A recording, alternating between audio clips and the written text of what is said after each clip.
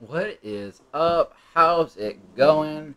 I absolutely want to welcome you to Pancake Marathon, where this is just my flavor of my message of how I carry my message of recovery. Right now, at this moment, I know I need to do grant me the serenity to accept the things I cannot change, the courage to change the things that I can, and the wisdom to know the difference. And, there's a point of why? What? You've never done that before. You never, in a sense, like for real, I know I never, through my experience, for sure, of, almost led, because I had that, I was like, I need to do it first. Yep, there's a point in everything. I can make it meaningless, or I can make it mean something. I really, absolutely, it's so super true. It is super, super true.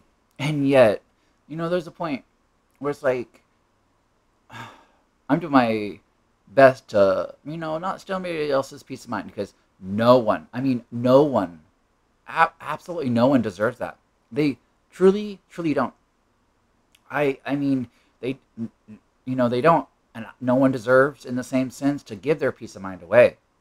No one deserves that. And then when it happens, see, that's a thing, right? Like, everybody has the right to, their feelings. Feelings are valid. And yet, the reaction, the aftermath, based around those feelings are not. And so we go ahead and say, that's why you practice the principles in all your affairs. And some would say, well, what are the principles?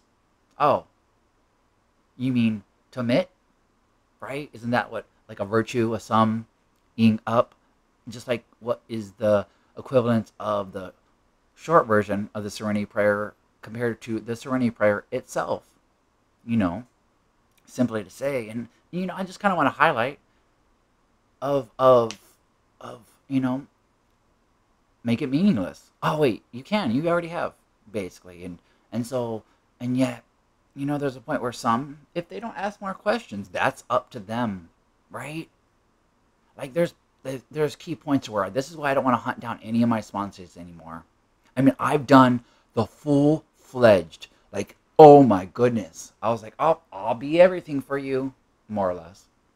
When I started sponsoring, to the simple fact of what is, here is a folder, a notepad, right? Some paper, printouts, right? Oh my goodness. And then, paper protectors. Oh my goodness. Like everything. Oh, I'm going to drop everything and come to your beck and call. I never got a chance to give them a pin, but believe me, I would have. Oh my goodness. I super would have. My goodness. I would have. Like, oh man, I'll be back. Because I've done that so many times. And then it almost comes to the simple point of, oh my gosh. Like now, as I realize it, or I'm reflecting, right? To make progress on a conscious level of my peace of mind, in a sense of kind of highlighting what step 11 is, of a 12-step message, their flavor of how they word things, essentially to say. And, one of the moments, I am absolutely glad that I approached it that way, because there's that theme, or whatever it may be worded, to the simple fact of, well, do things the absolute hard way, in a sense of saying, go to the extremes, then you can really cherish the easy and the simplicity of things. Why and maybe that's not the right a wording or whatever it may be, but that approach, that that theme, and that the overall experience, when holding that context, in the simple way of saying, is because when you do the easy way, or in another way of saying, you got taught badly, right? And now you got to get out of your stinking thinking about it, right? Like, oh man, expectations, basically, right? And so you get taught badly, and now you are, you got it down to a pat, and it's like, oh, well, that worked then, but not now. And then you gotta, like, set yourself free from all of these expectations or whatever it may seem to be of what's stealing your peace of mind, essentially to say. And then how do you keep your peace of mind, right? How do you get back to a peace of mind? How do you get restored to sanity, essentially, right? Simply to say. And, to continue to keep communicating, because that's what I'm doing right now. It's not that I don't think others will understand me, per se, right? But I know I have something to share. I know the exact moment of me sharing, they're going to get their prayer answered, the meditation part, right? Because they prayed. And even if they didn't actually put in the actual, like, verbatim prayer words in that sense, they're asking for help. And I know if I don't share freely what I have, in a sense of saying, like, in the context of, don't hold back. Stop acting how, in a sense of, I'm a master, and I don't want to have job security in that sense of that point. And, if I know everything and you don't know anything, then you're not going to be able to get to the same goal reached, essentially, simply to say. And so it's not going to be the same experience, and then, things happen. And then, now we are going to repeat history because no one shared anything, and now there's no common sense. And now we're all checking a gas tank with a match because no one ever freely gave, hey, that, I don't know your upbringing, but this, in my experience, this is what's going to happen, right? If you do really do that and you get close enough, okay, right? And so, there's a point where it's like, that's why you always leave it better than you found it. That's my message. That's what in one of the aspects of, practicing the principles in all my affairs, Tradition 7, leave it better than you found it. Yeah, sure, there's the economic exchange of the basket, but that's just to meet society's demand, basically, for the economic exchange. In a simple way of saying, yet, there are so many points to where I just feel better right now. I feel so much better sharing and not isolating from the unity factor of just being able to admit that thing that per se is hard and challenging, or whatever it may be, just to get past, there's points where I don't want to be let down, per se, in a simple way of saying, for myself, what I'm putting myself through. Because no one ever said, you got to do it this way, you got to sponsor it this way. That's not what is intended as a proper way of a suggestion. It's not. That is not what that's about. Yeah, even though we can say guidance is in a sense of me telling you what to do, even then, I am no one's controller of their conduct in any way, shape, or form. As it could be a sense of explaining what a sponsor is. They help you work through the steps, whatever recovery, flavor, program, any and of itself, simply to say. Not there to control you, right? And then there are some times where it's like, well, my sponsor did it this way and it works for me. Okay.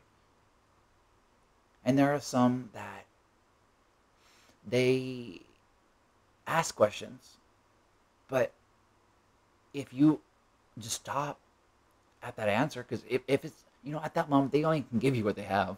And if they never went past thinking of, thinking for themselves, they never been encouraged, or what may it be of what holds them back. That stinking thinking, essentially. Because, maybe it's because it's anonymity. Maybe it's because they don't want to be the face of recovery. Right? Tradition 6. Basically. And maybe they don't want, they're like, oh, if I control that and I give an answer, they're going to hold me on that whatever I just said as the absolute of what it is, of how to do it all. Well, okay, and so what's your point here? That you can't let go and let God? that you are, no matter what, missing the point of carrying a message, go to that bar. Go to the barbershop, and if you do feel like you're going to go and play barber, don't go to the barbershop. Probably, yeah, no, or for real, don't. And yet, even if you don't, right, what way are you going to be an AA zealot at that point? For real. For real. It doesn't even matter. And yet, where I'm going with this, simply to say, is it sucks. It hurts. In a simple way of conveying words, there are sucky parts about carrying a message. There are great parts about carrying a message. There really is. When you see somebody get it, the lights turn on. It's like, oh, this made it all worth it. All 10,000 bajillion times somebody that I let hurt me, right, is finally making it worth it. Finally. And that's why it's worth changing one, as I would quote it, people, life. Because that's what it is.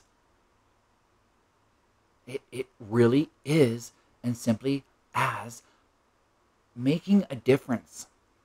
No matter how small of a difference, you make a difference. And yeah, you can make things so meaningless, so adding to the problem and not focusing on the solution. You know, I've come to the point of realizing, basically, spiritual awakening through this spiritual experience of putting the work in, right, that nowhere in recovery, essentially, does it state that you're going to be happy at the end of this. No, you're going to trudge the road to a happy destiny, right? You know, at that moment, you might be happy, but that's temporary. Sadness, happiness, those are temporary, fleeting feelings. They really, truly are. It's a moment. It's not a season. It's not a lifetime. Joy, that is a foundation built not on quicksand. Being good for you, that's joy. So you can be good for others. So in that moment, when they are just asking for help and they're so hurt and they don't know how to get out of their head and they're just freaking out and they're friendly firing on everybody, you can be the one that they can lean on just for that moment. Because maybe, you know, in a sense of saying, I know it's a per se, for some persons, that it's a concept so hard to grasp that God is not here. They're everywhere. They're not here. They're everywhere. If they're everywhere, they can't be here. Unless you go ahead and put here as everywhere, they're not here. They are everywhere. So if you're not putting everywhere as the same thing as a slash or an and, or of, with, here, then it's not the same thing. There is a difference. That's like saying name brand and generic are the same. They're not the same thing. Just because they're meeting per se at the same destiny, we can say, the same goal, completion of it, doesn't mean they're not going from two different ends, meeting in the middle, right? And so, step 5, in a sense, right? Kind of, basically, in a sense, you know, as a 12-step recovery kind of wording, or highlighting their message, to my message of, it's about communication at that point. If I can't hear God, that good early direction, I might need to go to somebody else. Okay, because I can't admit it to myself yet. Okay. Yeah, and in the sense of itself, there's the points where if the whole if God's everywhere, not here, right? Then only through me, because it then we're going off the wording of you have to be of the world, not in it. Yet you have to be in it and not of it to change it. Oh, okay. I mean, there's that highlighting of the observer, don't really, kind of thing from that, as what that's really talking about. Because metaphors are the best way to communicate, for real. Because if you're not well to do enough and you're not with it, you will never pick up on it. That's okay. You don't need to at that moment, per se. And yet, there's that simple fact of the matter that, you know, uh, that's why isolation is such a key element into a relapse, a lapse, relapse, whatever it may be. The same equivalent, right? You going back to step zero research, because somehow you're not done and you need to pray, essentially, into and through an active addiction. Simply to say, for real, for real. Yet, to, I'm not even sure, because I want to eat, and I want to do this, and I'm just trying to control too much. I am trying to control too much. But that's why I know, oh, that's what I was going to say before I paused it. Basically, is that your telekinesis, it's not that you don't have that, right? Everything's possible. Unstoppable is just another way of saying stoppable, right? In etymology is really and on is really in. I'm just saying. Because that's what it is. Yet, that's one of the key features of not isolating. Because if I could read your thoughts, probably you wouldn't be a thing of isolating, right? Per se.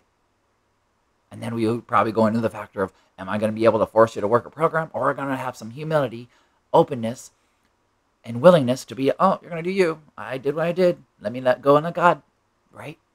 Living life on life's terms. Absolutely. To the simple fact of it is, though, wouldn't that make a moot point of all the meek aspects of what we can be to inherit the absolutes of the magnanimous nature of the experience of whatever this is, whatever you're hearing this from, to and as an interpretation of what you can relatively communicate to unity factor to yourself, and having a peace of mind at the same time. That's really what it's about. It really, really is. At least that's how I approach it. I don't know how you approach it, but there are these fundamental elements of beginnings that it doesn't matter how you form from your experience. It's an absolute, a truth. And the truth will always set you free. It will. It always has. It always will. Regardless of how much it gets buried, the truth is like a seed that can never die, essentially, right? It's always there. We can play quantum physics in that aspect, you know. And so, how is it a seed? Well, you keep watering the seed, it's going to grow. It doesn't matter what that seed is under. If it has a foundation, which it does, it grows from both ways, essentially. It really, really does. And all aspects and levels of itself is growing within and outward. It doesn't even matter if you're going to go ahead and try to answer the question of, did the chicken come before the egg? It doesn't really matter what time, physicality of whatever it may be. It's still a chicken. It's like saying, oh, how much of a mustard seed do you need to move a mountain? Oh, no, it's not the whole thing. You just need the starting point, and we can easily understand that as DNA, the cell of a DNA, right? For real. For sure. Absolutely. That's the absolute truth. You have to let go. Absolutely. You have to let go of your truth from that standpoint, right? To acknowledge what an absolute is, it's truth. In a sense of saying, it's not like you have to let go of your truth. You just have to get out of your stinking thinking. You have to let go absolutely. You have to let go truthfully. And be earnest, honest.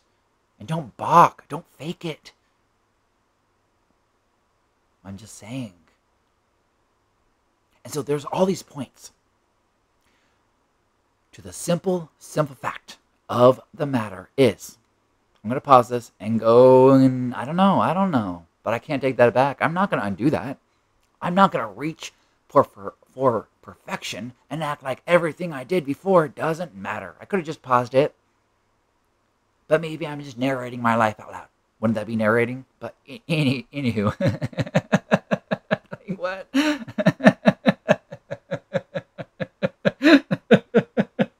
Oh my goodness. So before recovery, there's a point where, okay, so I just got to eat. Oh my goodness, I feel a lot better. It's a, oh my gosh, what a concept. It's a thing.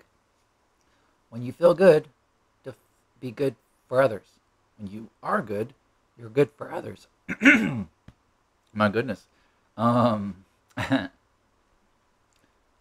the simple fact of, recovery is kind of like a reset button. It's not that it's kind of like a reset button from the simple fact that it doesn't totally go back to your default, right?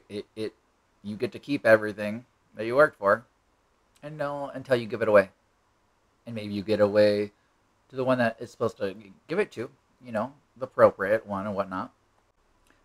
So there's points to where, yeah, I do feel better that I didn't isolate.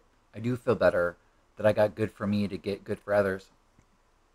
There was a little anxiousness, of trying to future trip into anxiety, basically, right?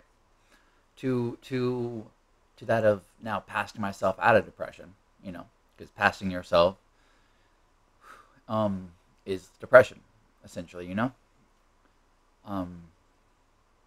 yet, simply to say, I feel so much better. I do. Now, why was I feeling that? Well, because I get to go chair a meeting. I don't have to. I really don't. I really, really don't. I really, really don't. I really do not have to. From all the standpoints, I don't have to. Just to highlight the whole fact of, I went, in a sense, above and beyond, as a sponsor, as I have stated, to the simple fact I'm not hunting down any of my sponsors anymore. I care more, because it's not that I don't care. And, it's usually like, when somebody says, I don't care, it's not that they don't care. It's that they care more about this other thing. It's like ignorance, in a sense of saying. And just for the context of who doesn't really comprehend what ignorance is, it's ignoring. Ignorance is the verb of the noun of ignore, essentially. And so when you're ignorant, it has nothing to do with your intelligence, even though the slang, common language, and definition would want you to say yes to that. That is what that is. That really, really is. But the formal definition of ignorance, in a simple way of saying, is you're ignoring this one thing to focus on this other thing. Okay.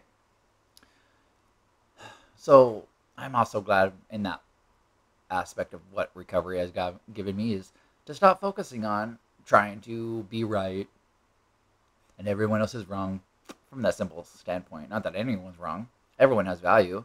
Am I going to make it mean this, or am I going to make it mean something? It's all up to me, Am I, in another way of saying that, am I going to act like someone's going to come save me, or am I going to do something about it in an appropriate way? Let's reword that. Am I going to be religious about it, or am I going to be spiritual about it? Am I going to be religious, act like someone's going to come save me, or am I going to be spiritual about it, and maybe I'm the one that's going to come save me? Who knows? Yet. the simple matter of the fact is that, I was super, not super upset, just kind of disappointed, disheartened. Um, my alcoholism kicking in. What is alcoholism? Well, it's a hopeless body, hopeless state of body and mind. That's alcoholism. So even if you're not an addict or whatever it may be, if you are in that state, your alcoholism is kicking in, basically. And just because you don't use that terminology as a verbatim means of how recovery jargon words it or states it, doesn't mean that's not what is happening. Because it is. It's exactly what that is happening right now. I just, there's points to where, are we going to say the whole definition in 50,000 words of a fridge? Are we just going to say fridge in the basic layout of things, the simple layout, right? Keeping it simple, everything, right? KISS, keep it simply simple, right? Or you can call yourself stupid or whatever. I don't know why anybody would want to be like, I'm going to highlight the guy that made everyone else convinced to go ahead and use their skills, but they didn't know what was going on, to go ahead and make the atom bomb. I have hope that if they all knew what was going on, they wouldn't have done that.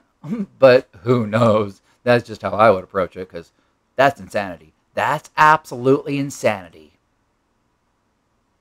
But if you could see my face right now, oh, what in the chit do you think you're that much better to go ahead and do something like that because you just can't accept? Oh, because you want to play society.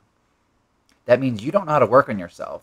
And if you are playing society, there are points to every aspect in that. Yet, let me not digress in the sense of moving on with my life, because I deserve to live and enjoy and be free. For real, I do. Yet, that goes back to everything of what I kind of touched on here in this whole episode of this podcast of Pancake Marathon. Absolutely. It really, truly is. From the simple fact, if I'm not good for others. And I can hold on to that pain and be an active addiction, essentially, since there's 3 kinds of degrees of sobriety, basically, that sums up recovery, or is recovery to sum that up, basically, the physical, the mental, emotional, and then the spiritual, essentially. Absolutely. That's basically the simple means of itself. And yet, my point is, within going and saying these words, is that I was perturbed. I was a little, resentful, angry, upset, sad, disappointed, disheartened, from the simple fact of, now it's not like I isolated, and it's not like I didn't show up and advocate for myself. I really, really did, which I know you don't get the ironicness in when I say advocate to myself, because there's somebody at essentially that's supposed to be in charge, in a sense, or they the ones that said this, advocate for yourself. And so I did. I really did. And the place that I basically am at this point, in the physical means of itself, right? Someone called that living. Where do you live? Where's your home? Where's your residency? Whatever. To the simple fact of the matter is, the one that said that, they basically are employed at this place, and so I don't really care for them. I really don't. I have said hi, and they keep on walking by, right? And more context is, they're the peer support official for this place.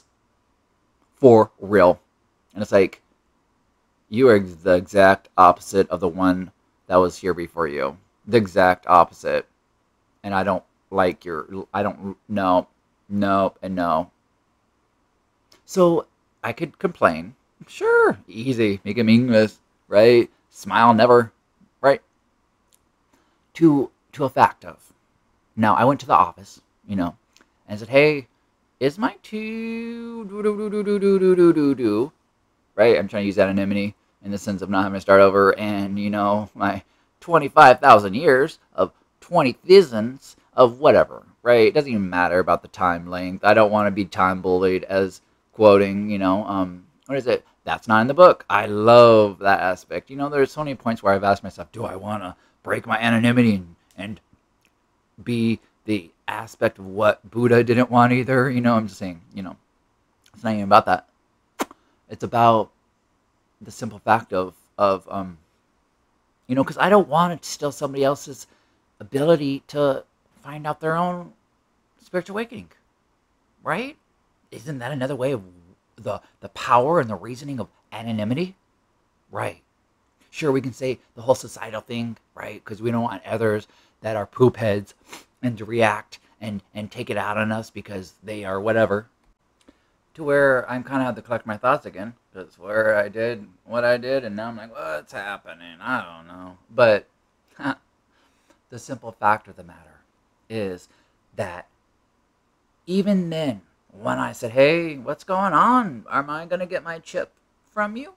Right? Because I wanted to invite my grandma. I wanted to make it a thing. Like, I don't care about my belly button birthday. I don't care about that shit.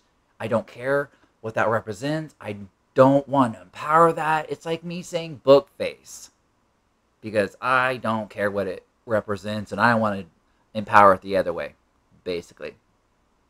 Absolutely. Because it's always about empowering something. It really, really, really, really is.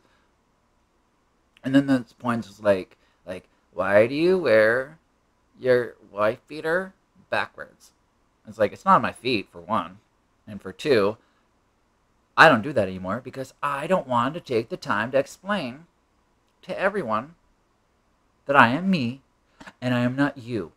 Do you see me naked? Then probably count your blessings because you won't want to. Not that I'm not amazingly, yeah.